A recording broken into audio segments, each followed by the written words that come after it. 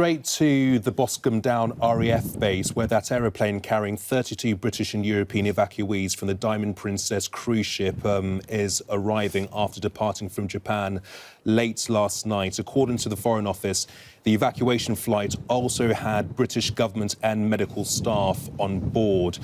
Passengers are then to be taken to Arrow Park Hospital on the Wirral for 14 days of quarantine, but it's still unclear where the small number of EU citizens will be taken once the plane arrives here in the UK. The evacuees have spent more than 2 weeks trapped on that coronavirus-stricken ship just off the coast of Japan. Let's bring in our correspondent, Dan Whiting, who was in there for us this morning.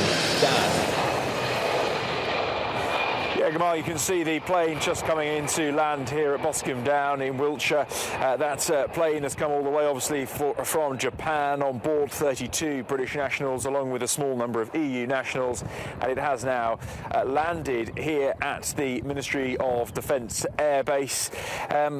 Much relief, of course, for those British nationals on board who, as you say, have already been in isolation for 17 days on board that cruise ship in Yokohama in Japan, the Diamond Princess. Very difficult conditions for them here. They've been on that plane for 12 hours or so from Japan on board. The FCO consular staff and medical staff who've been keeping a really close eye just in case anyone has fallen ill during the flight.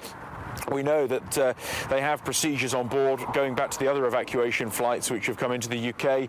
They have had procedures on board to quarantine people on different parts of the plane just in case they get ill. But that flight now has landed here back in the UK. There's 8 or so coaches lined up. They'll be getting on board those with medical staff, where they will then begin the 4 to 5 hour drive up north to the Wirral, and that is where their journey will continue, because they have to stay then in quarantine for another 14 days at the Arrow Park Hospital.